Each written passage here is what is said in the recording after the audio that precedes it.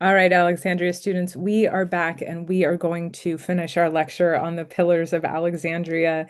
And what we're going to do now is look at the city of Alexandria itself and look at the specific areas within the city where you can kind of see a deliberate choice to incorporate kind of literature, art, and memory into the city. This is the benefit of having a city created from scratch, right? So this is the slide in the slideshow. I would like to point out, and hopefully Zoom will show you this.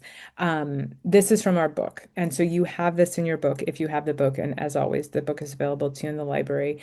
But so it's just a little bit better. I have very old lady eyes, so this way I can kind of look more clearly at what is on the map. So, first of all, let's talk about this island of Pharos. Now, as you may remember, Alexander had a dream about Pharos, which is mentioned by Homer in the Iliad. This is part of the reason he chose this location for Alexandria. So, this is a really important space for Alexandria. They built this bridge called the Heptastadion between the two places, which is an amazing triumph. But also the Pharos Lighthouse over here, which I think these lines it's because some of the land just kind of disappeared underwater, is why it's like that. This was considered one of the seven wonders of the world, and I think in one of these lectures I said something like 12 wonders of the world. It's things like that that I wake up early in the morning thinking about and being like, what a doofus. But anyhow, this was a majestic, amazing, magnificent lighthouse that was built by the Ptolemies. So this would have been here as a and there's a really interesting story about the creation of the lighthouse. Like whoever made it, the person who created it, he made an inscription in it dedicating the lighthouse to all of the sailors that it saved. But because that would have been very unpopular, it should have been dedicated just to Ptolemy or to a god. He covered it over with plaster that would only wear away. When it wore away and broke down, you would see this amazing inscription, which I love. I just think that's so amazing. So the lighthouse would have been this incredible beacon, both of power, of safety, that Alexandria is a place of safety for travelers, but also just a majestic accomplishment. The idea of a lighthouse is technology that would, be impressive. So that's the lighthouse. Then there was the island itself. And then if we come back into the city, this is a more mod. This map includes a long time period, so we can see some churches. But this street here, Canopic Street, this was part of the original city of Alexandria, and it still exists today. I think I've heard this, that it is the oldest still functioning street in the world, which, I mean, very well made. But so this area here would have been considered the royal, I think it's called the Regia. This is the royal quarter. So we have a theater here, the area of the palace. Yeah, the Regia. So this is the place where Ptolemy would have lived, and there would have been a majestic building. Over here would have been the Jewish quarter. Ultimately, we'll talk about Pompey, I think, when we talk about Rome. But what else? So here is the Soma. So this is where Alexander was buried. This would have been an incredibly important symbolic monument in Alexandria. Ptolemy went to great lengths to get the body of Alexander. And so it is buried here or was buried there. We don't know where it is now. Right near the royal quarter, not quite the middle of the city, but very centrally located at the crossroads. And then right near the Soma was the librarian and the Museion. So this would be truly probably the center of intellectual life in the city. And it's no coincidence that this area is very close to where the king himself lived.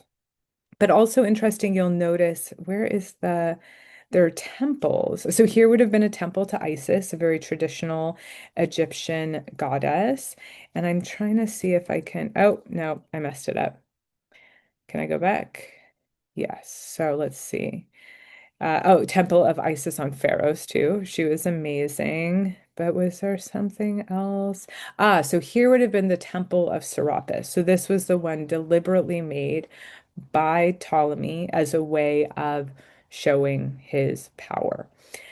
Yeah, so it's just you can see all over the city the ways that like different kind of ideological moments are captured in buildings. You've got your museum, you've got your temples, you've got the royal area, you've got the body of Alexander. I keep hitting the wrong thing. I'm sorry. And then this lighthouse introducing it, and this is what. And notice too, if you were a sailor coming into the city, coming into the Great Harbor, you'd see this the lighthouse first. But you'd probably also one of the first things you would see would be the royal area, and then right there, right near the water, would also be um, the museum and the library, so they could just bring those books over there. So the city itself quite deliberately presents art, literature, and memory in forms of public monuments. And in case you're wondering, so Cleopatra's Needles, these were two obelisks, so two very big stick-like structures. I do believe that one of Cleopatra's Needles is in New York City now, and one is in Rome. Pretty confident that's the case. So I will say the New York City one I only know because of Percy Jackson. So, or not Percy Jackson, but a Rick Riordan book, um, similar to Percy Jackson. Okay, so that's the city itself.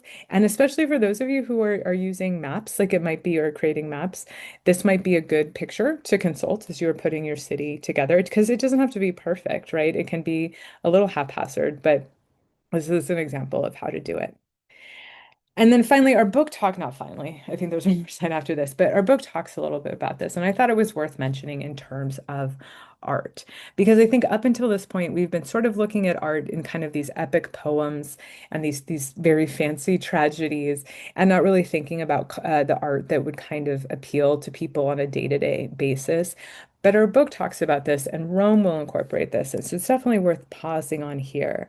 So, our book says that Ptolemy was one of the first and most effective users of what the book refers to rather obliquely as bread and circuses. So, the phrase bread and circuses actually is coined by a Latin poet named Juvenal, who's working much later. He's like 150 CE. He's very late. But it is the idea that governments pacify their people through, and this is the Latin word, panem et circenses. If you're a Hunger Games fan, the word panem, the name panem is coming from this quote. The author deliberately did it like that. So it was used by Roman emperors, but it was also used by Ptolemy, and it's the idea that these governors who would like to keep their people happy and compliant do so not by giving them a voice in government, by rather giving them bread, literally, in terms of the grain dole. So in Alexandria and in Rome, if you were living there, you could go and get a measure of grain for free. That was just like part of being in the city. So that's your panem. And then circuses, which is public entertainment. So in Rome, we know all about public entertainment, right? I just watched Gladiator 2. Feels like yesterday, but it was probably 2 years ago. And we know about, gladiatorial games. We know about, well, and we can talk about this more if we want, but the Colosseum and this sort of thing, they had horse races. But Ptolemy too would put on these incredibly elaborate performances as a way of entertaining the people and keeping them happy. I actually thought about one of these circuses was described by a poet named Theocritus in a poem, The Idyll 15, and it's about two women who don't live in Alexandria coming to Alexandria to watch a performance. It is interesting from the perspective of seeing what's going on, but I think it's a difficult read. I don't love it. I'm not a big Theocritus fan myself, but if you would like, it's there for you. It's easily accessible and you can read it on your own. If you can't find it, please let me know. I can get you a copy. But our book, I think, sufficiently describes a typical Ptolemaic adventure when it describes this particular celebration. Oh, it's actually in the next poem, the next thing. So this is from our text describing a festival in Alexandria. So one festival was the height of flamboyance. The glint of gold was everywhere in the plates on which 120 young boys bore offerings, in great mixing bowls for wine and gilded statues. Exotic animals, including a giraffe, a rhinoceros, and elephants, mingled with an enormous phallus, the symbol of the Dionysiac orgy, which was carried through the street decorated with gold ribbons and bows. below. A vast pavilion was erected for special guests, at which all the fittings, even the couches, were made of gold. So this is a huge citywide festival. There's gold everywhere. If you were very special, you got to go to the special pavilion where you got to sit on gold couches. But, these animals would be wandering through the streets. There'd be food everywhere, free food, free drink.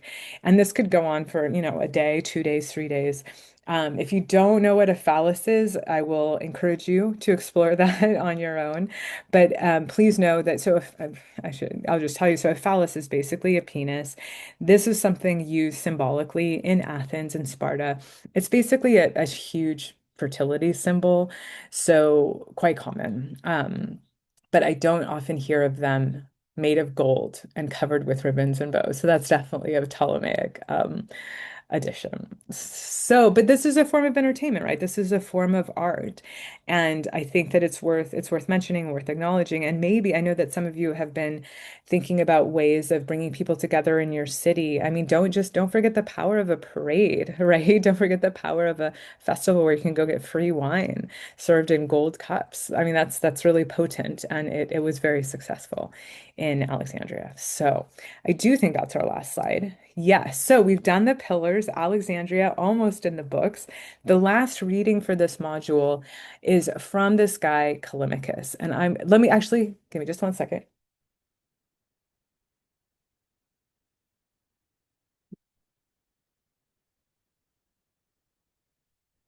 I've had this book sitting on my counter for months because this is the Argonautica. This is an epic poem. And I had been thinking, because there's two major works that come out of Alexandria. There's this, and then there's Callimachus. This is very long. It's very, very interesting. Like it's really good. It's just very long. Even short sections are very long. Like it's really, really dense. And I just couldn't find a reasonable amount to read. Whereas Callimachus is very short. And that's their whole thing. This is written by a guy named Apollonius Rhodius. Callimachus is Callimachus. And they were enemies. They hated each other, Callimachus and Apollonius. And Callimachus was always like, I only write small things. And Apollonius is like, I'm only write big things. So they hated each other, but they're the two major authors of this period. I had wanted to do Apollonius because he is more fun. We could talk about that in the next lecture. But Callimachus is just really weird. Like we're gonna read a really weird. The hymn to Demeter is very weird. If you've ever seen or read Thinner by Stephen King, literally the exact same story. Really just very strange. But then also he wrote these epigrams, which I think give you a little bit of a view of what normal, like average people were like in Alexandria. So I've assigned the reading. It is available to you as a PDF in this module, so do check it out. You don't have to read it thoroughly. It's not super crazy. It's very quick. And in our last lecture in this module, I will talk about that material. So thank you for coming with me. This was an adventure, and I hope you'll come talk to me if you have any questions or would like to fill out any of the information. But otherwise, I'll see you with Demeter in the next lecture. So thank you.